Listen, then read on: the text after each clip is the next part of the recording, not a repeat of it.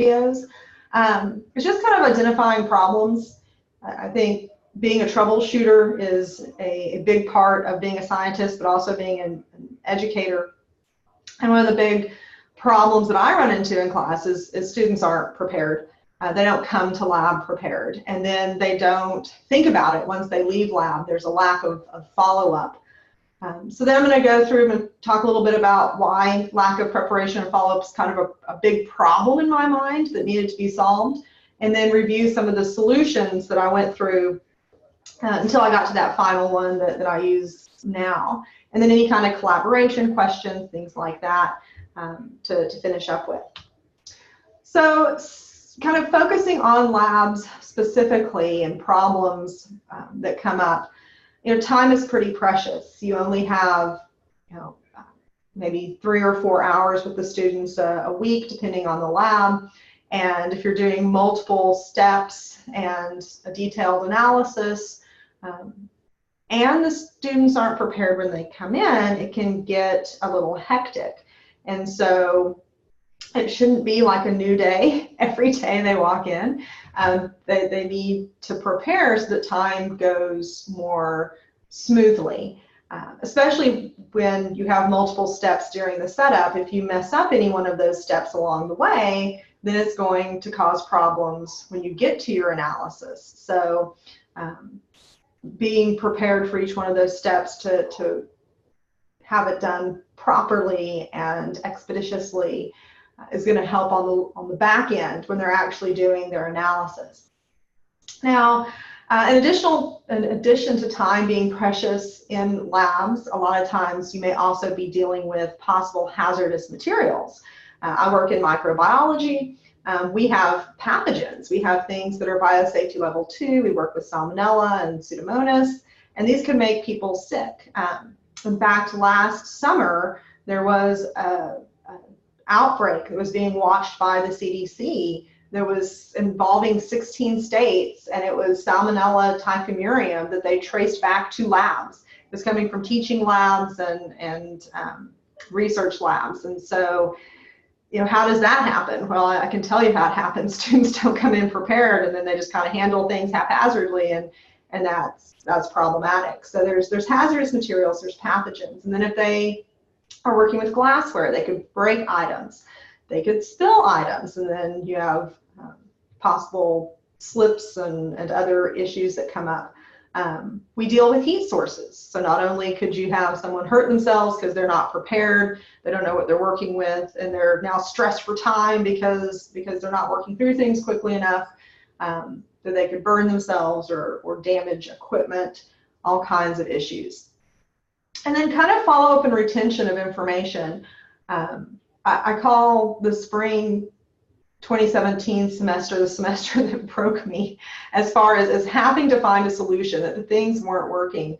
And it kind of started that semester with a student after I'd done demonstrations in lab and then let them do the procedure. Coming up after lab, students just saying, are there videos out there? Is there something that I can watch? Because I don't retain information very well. And I want to understand this better, but I know I'm not going to remember watching you do that, or having done it myself, I'm not going to remember. So, oh, okay, let me see what I can do. That kind of started it.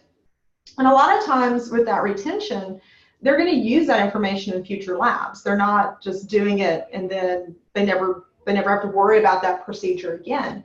They are going to need to know how to do aseptic technique the entire semester. They're going to need to know how to streak a plate the entire semester. They're going to have to do that.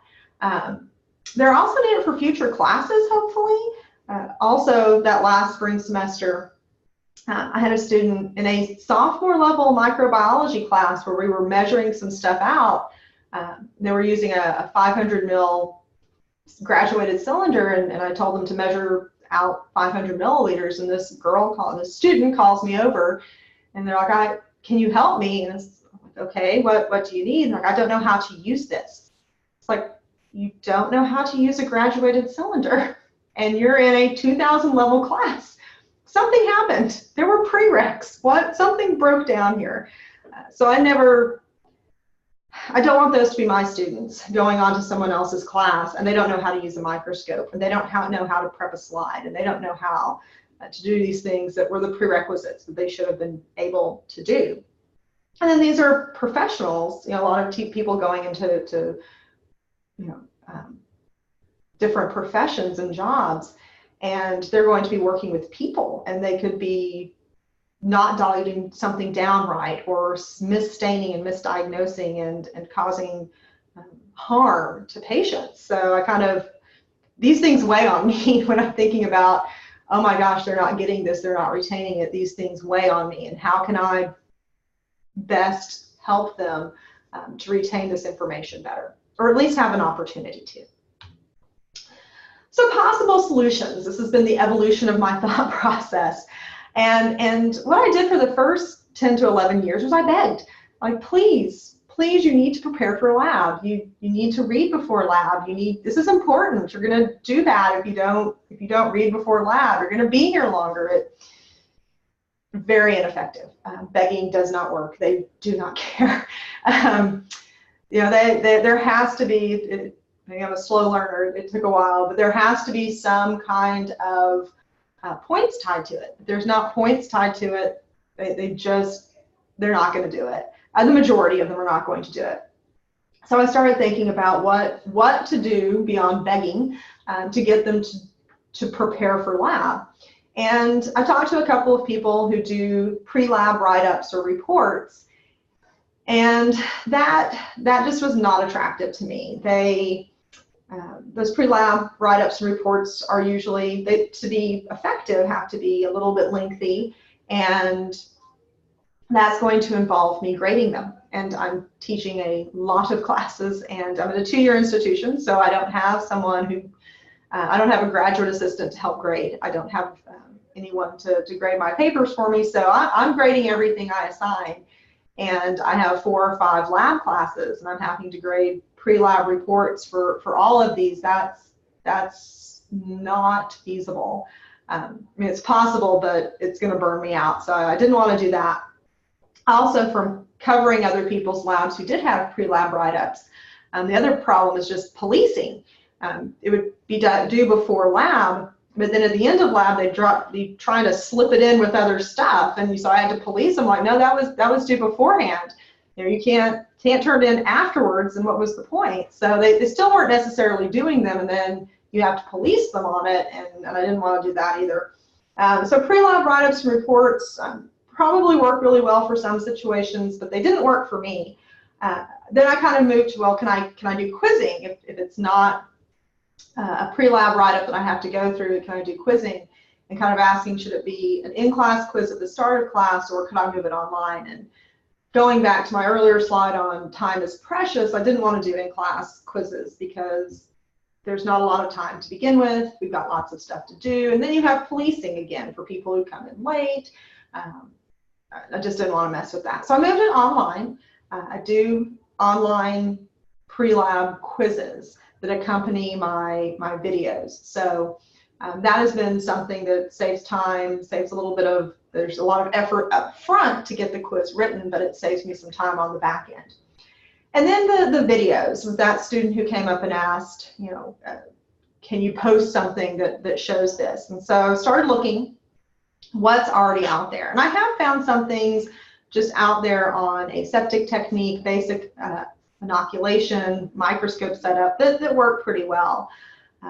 But then we started getting into more detailed, elaborate setups, and I found out I'm really picky about how I run my labs. I like things done in a certain way, and so I didn't like a generic video that someone else had made, because I might be like, oh no, that stain works better if it sits a little longer, and or they need to focus on washing the slide beforehand, or there's little things I like to make clear, and so that kind of led me to making my own videos that could be kind of tailor-made for my students' experience. And then also exams. I mean, those are a solution to preparedness, and I do still have those. I'll quiz kind of a little exam over 4 or 5 labs at a time. So there is a follow-up for retention that also is there. And the videos are nice for that because the students do have the opportunity that is kind of memorialized. They can always go back and watch it again and again as much as they need to as far as procedure is concerned. So I want to focus on the pre-lab videos and the quizzing. And specifically, you know, it's time consuming. There is a time element to it. But our academic innovation department here at Rose State College is really helpful. And so they do a lot of things on campus, film a lot of different events and help other professors. And so I have, you know, a personal relationship with people in our academic innovation department. But that doesn't mean I get any kind of special help. It's help that's available to everybody. So I was able to request help from our academic innovation department. They were able to come in with multiple cameras, microphones, be able to give me tips, you know, kind of set things up this way. So that was a big component, was having help. Also, finding time to actually film was something that had to be considered, especially with trying to record things and not having a lot of background noise or other issues going on or interruptions. And so for me, the best time was during the summer. I had one class, it was actually the class I was recording for. I would be able to go in, you know, a week beforehand, kind of record a few things. It wasn't as stressful a time. So finding time to have a clear lab was important, and summer works best for me. Video editing, I did some of this, but also our academic innovation department helped a lot with that as well. And then the other issue with getting the videos and the quizzing was a question between having embedded quizzes in the video, which I do have for some of my lectures, versus a video that then has a separate quiz tool. So I actually have both. My lectures, I use more of the SCORM, and the separate quiz tool I use more with my lab. So I'll show you both of them here in a second. Why have these two things? I use Camtasia for a lot of this. That's the program that I use. And one of the things I've run into with that is captioning isn't very easy. Transcripting is fine. I transcript for my lectures. I transcript all of those. I'll show you those here in a second. I transcript those, so I have that available for ADA, but actually captioning the video is not a straightforward process. YouTube, if I can just load that video on YouTube, I can't have the SCORM item then. I can't have the embedded quiz, but YouTube's going to do at least half the work for me with the closed captioning. I just have to go back in and edit to put in capitalization and punctuation to make sure everything syncs up right. But it's a lot easier to do captioning with YouTube. So that's something, you know, perfecting things moving forward. I would like to have embedded SCORM items, but I've got to work on those captioning issues. So let's go look at some videos.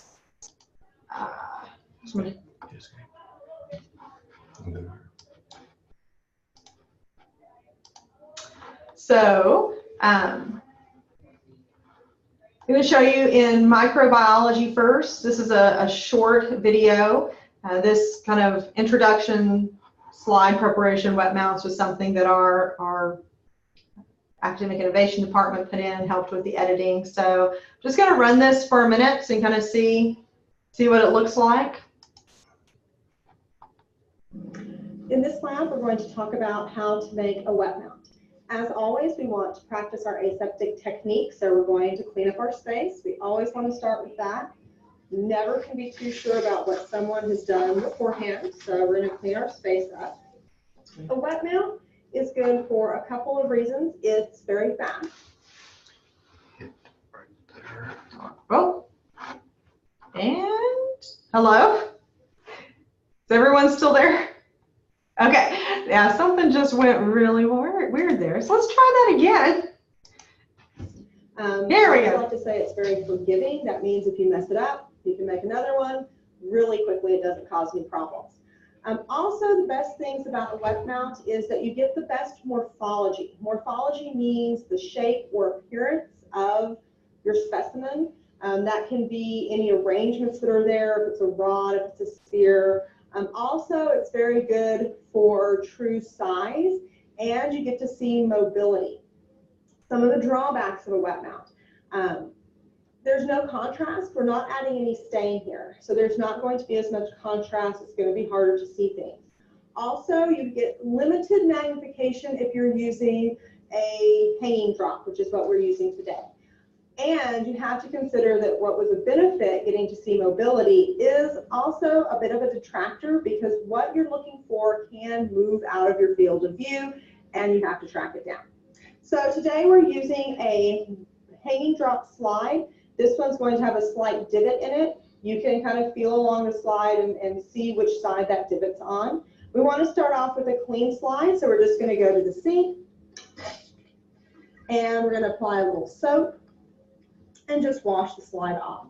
Now, we're not affixing anything to this slide, so it's not as big a deal as far as making sure there's no leftover soap or surfactants on there. You do have to be a little bit careful about that later on in the lab. And we can just dry this slide off quickly with a paper towel and put this on our staining tray.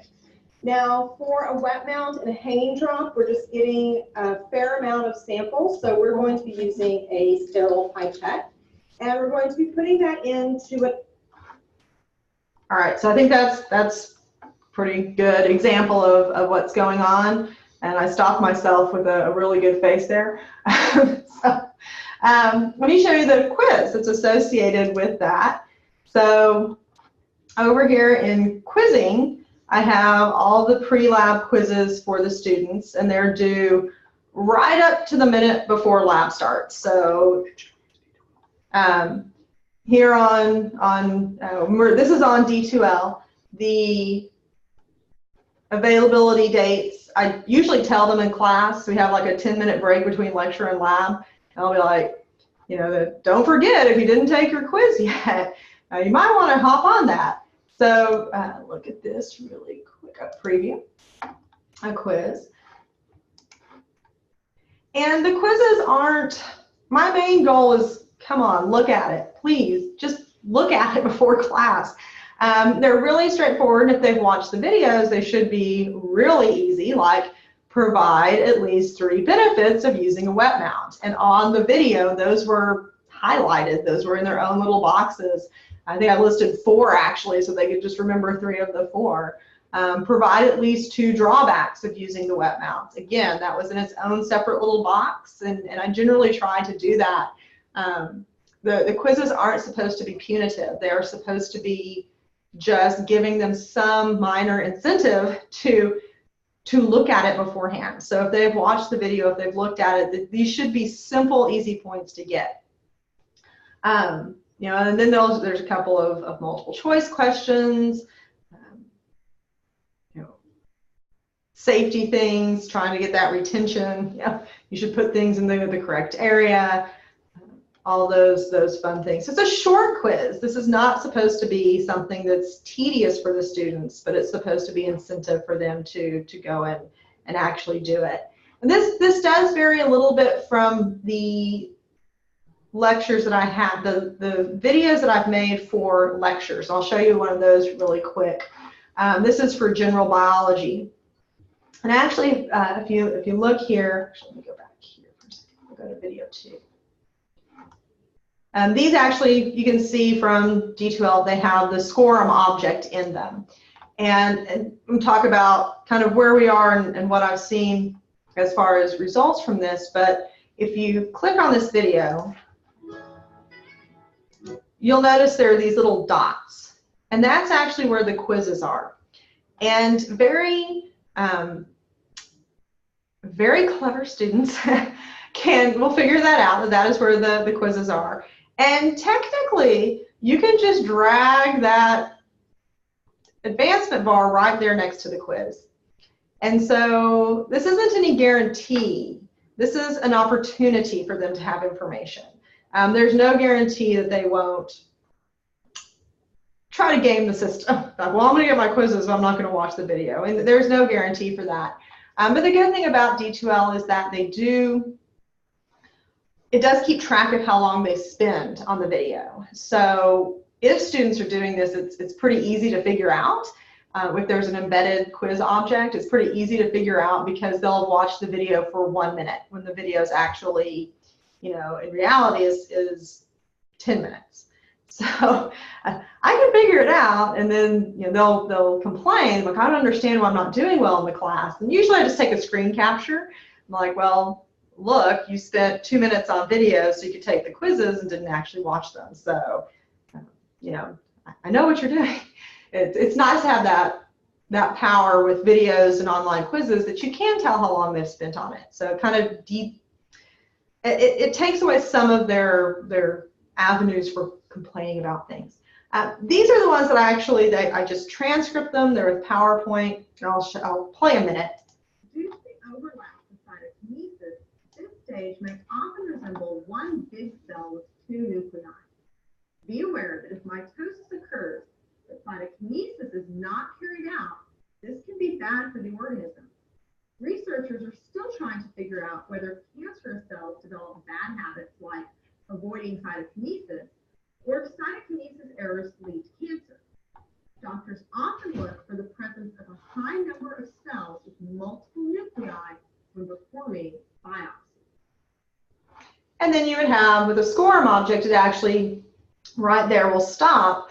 And they can either replay the last section, or they can just go ahead and take the quiz. And so here it says, you have the question, some cells have several nuclei per cell. How could such multinucleated cells be explained? Well, we just went through that,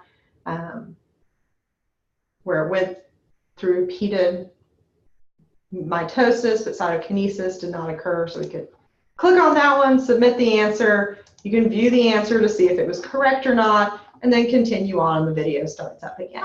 In the process, cytokinesis is often occurring simultaneously with the later stages of mitosis.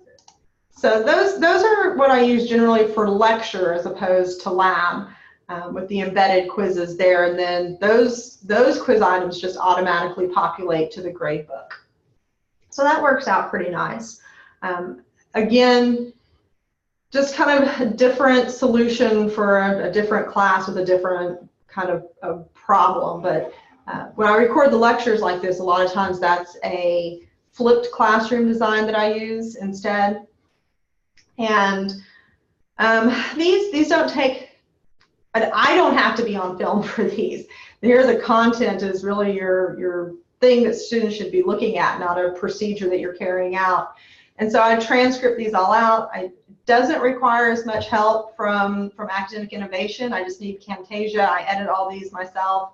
They kind of taught me the first time, and then I can just make them on my own.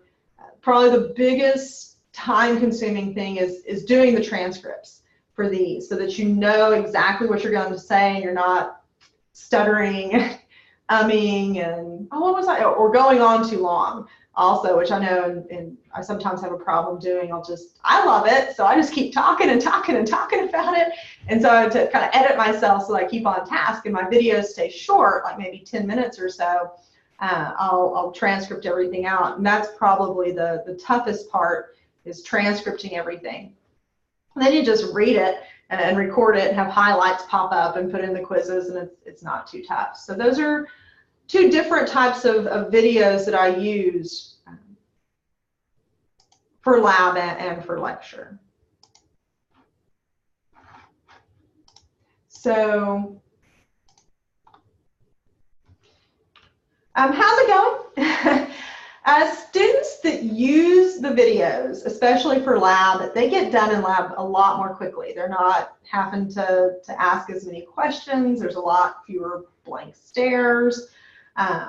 Now, it's not for labs. I don't have the SCORM embedded in it, so they can completely avoid the videos if they want to. It's not advised, but at the same time, even with the SCORM item, they can figure out how to get around watching the videos. So the ones that are using it, it goes very well for them. They are the better performers in the class. And it's probably a chicken or egg question. The ones who would do that, watch the videos are better students anyway. The ones who need the help are the ones who aren't going to avail themselves to it as much. But at least for my conscience, I know I've tried as much as I can, and so it is helping. I have about half the labs recorded. The ones that have more intensive setups have been my focus. The ones that are kind of towards the end of the semester, and that retention and follow-up part where we've done it for like 16 labs now. You can remember this, come on, you should be able to do this by this point. I don't have videos for those recorded yet. And it is still time consuming, and not just to record the videos. There does need to be a 30-minute, an hour time block to make each one of those, to record it and then edit it and then upload it and then check the transcripts on them, or the YouTube captioning if you're putting it there.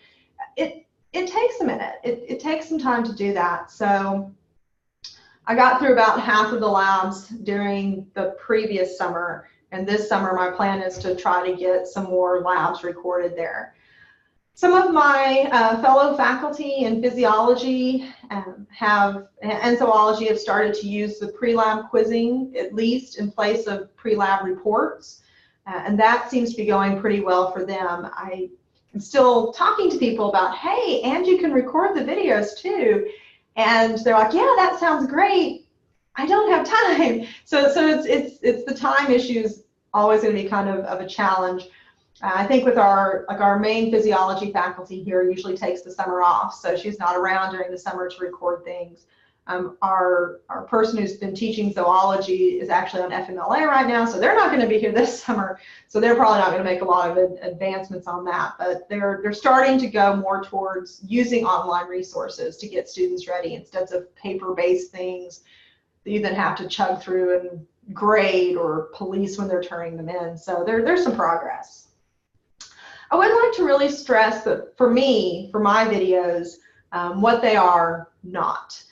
They are not a replacement for the activity. If a student misses class, they can definitely watch that video still, but they can't use that to replace having actually come to class, especially for microbiology where they're staining things and putting it on a slide, looking at it under a microscope. At least for me, in my mindset, you have to have those hands-on activities. And so these are not replacements for activities. This is not the students watch it and then that's it.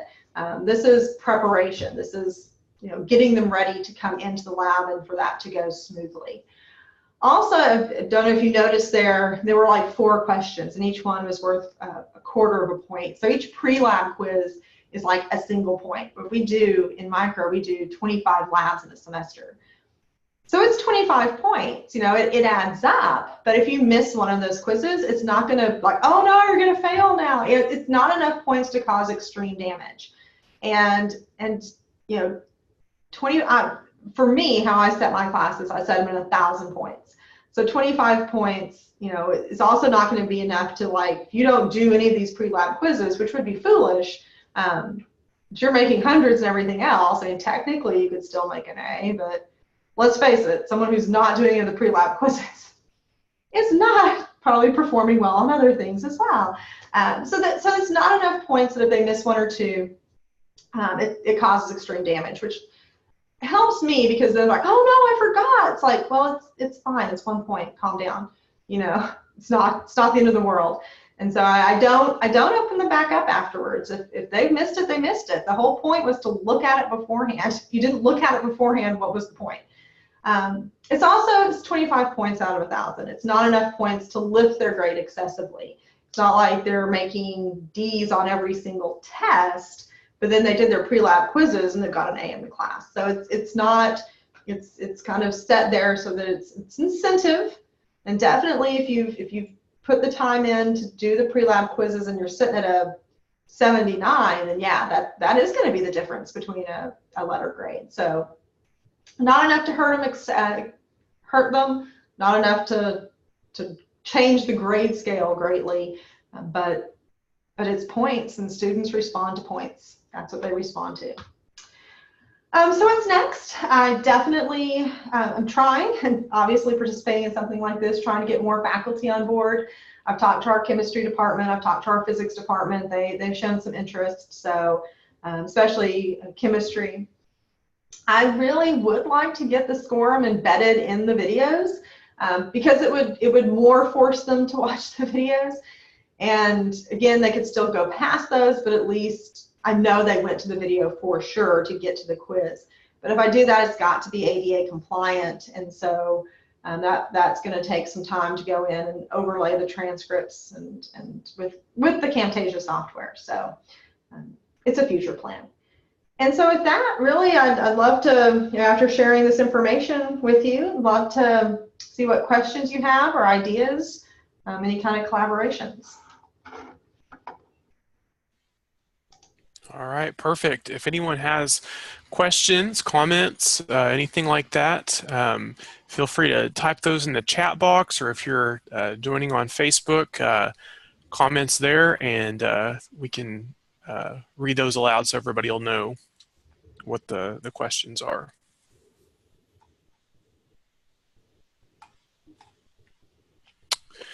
All right, OPSU Online Committee says, what software do you use to create your videos? So for the lab videos, we had a camera with a SD card in there. Came in, recorded those, and then downloaded it to Camtasia. So the video editing was done in Camtasia and then loaded onto YouTube. And Camtasia just works with PowerPoint. So I was able to download the videos into Camtasia and work with them there. Camtasia it's easy to cut, splice video, move things around, put in music, put in little boxes and stuff. It's just that getting everything transcripted just right is a little tough. Okay, how can educators prepare students for upper level lab courses? I think you can use the same kind of technique. I mean, if you're going to do something like a PCR, I have a biotechnology class where we go through techniques. If you're going to do a PCR, you can go through and record, using the pipette, measuring things out, getting it out of the ice box. So I think even upper division courses, this would work very well for as well. To an extent, also has to be, students have to want it. At least when they start getting into their upper level lab courses, they kind of care a little bit more. All right. Our colleagues at OPSU with another question. Do you readdress pre-lab video content at the beginning of your labs for those who did not watch? Yes, I do. I am a glutton for punishment, so yes.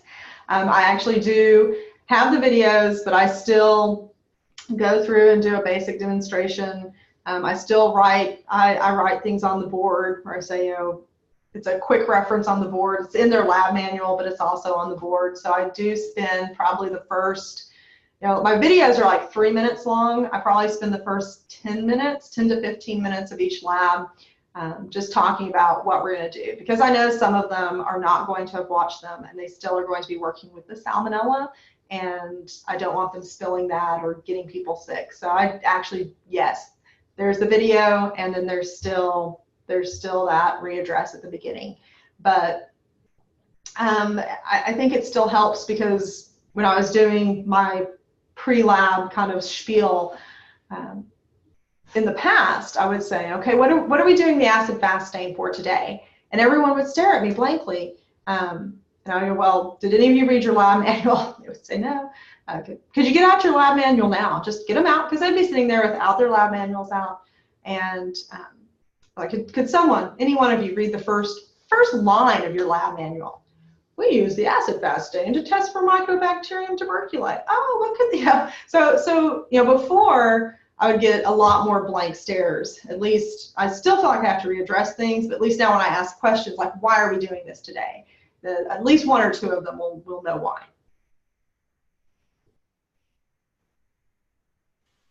Okay, another follow-up from OPSU. Do you readdress pre-lab? Oh, I'm sorry. No, that's the same one. Have you used student actors in your pre-lab videos? Good idea or bad idea? I haven't yet. It's an intriguing idea. I think on some of the, probably going back to the question about like upper level lab courses, that might be a good idea, is to kind of, maybe if you had some students in like education classes or some other courses, maybe kind of bring them in as a special project to help them meet the requirements of acting and, you know, putting on presentations, and then my needs of having these videos made. So I haven't done it yet, but it's an interesting idea. That might work for some different types of labs. And, you know, I'm talking about microbiology lab predominantly, but there's other types of labs out there, you know, sociology labs, some of those, like social work, or, you know, there's other simulation systems out there, other classwork, and I think actors would probably work well in those situations. Probably have to give them extra points for it.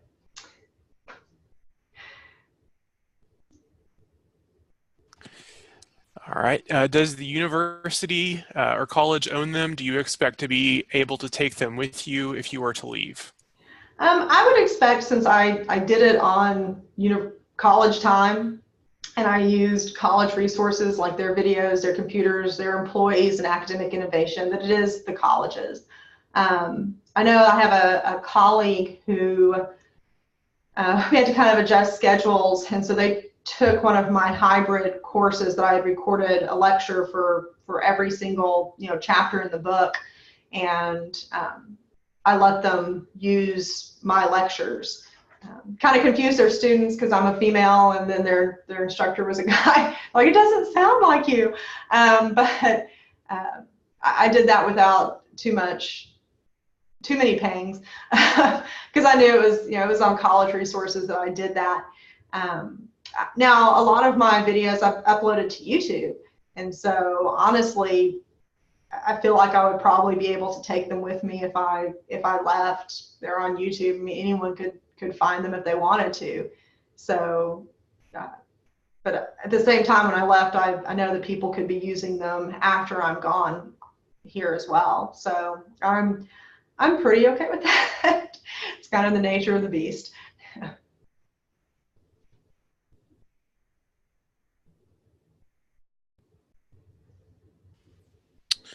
Okay. Any other questions out there? We'll wait just a couple seconds on that, but in the meantime, Amy, if somebody has a follow-up question for you later on, would you mind sharing your email address? Yeah, that's great. I have, oh, you got another question?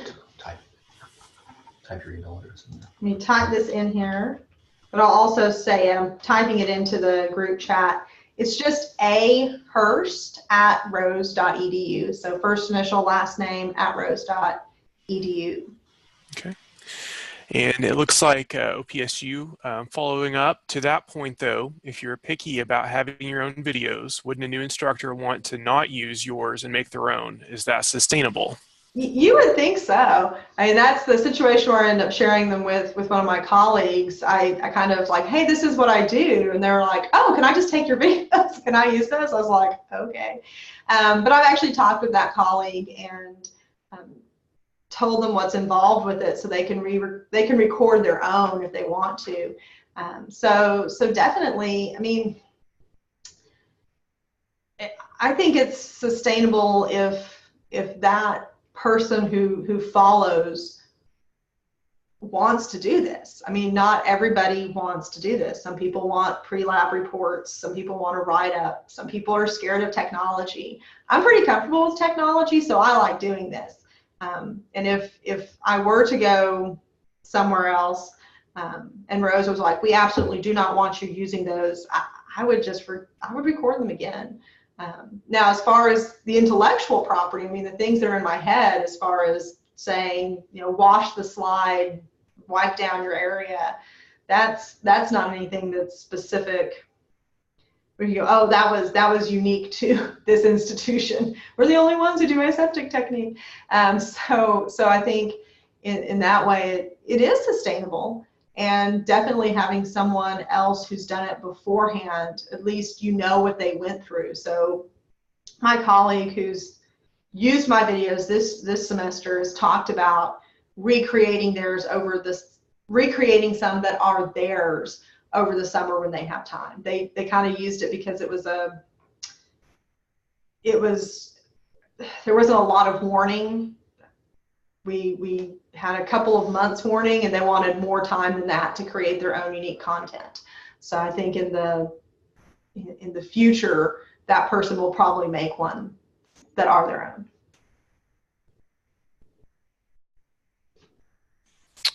All right, well, I think that takes us to the conclusion, and Amy has shared her email address, ahurst@rose.edu, so if you have any follow-up questions. Thank you again, Amy, for sharing with us. This was a really great presentation, and hope to see everyone at following presentations throughout the next couple of weeks. Thank you. Thanks, everyone.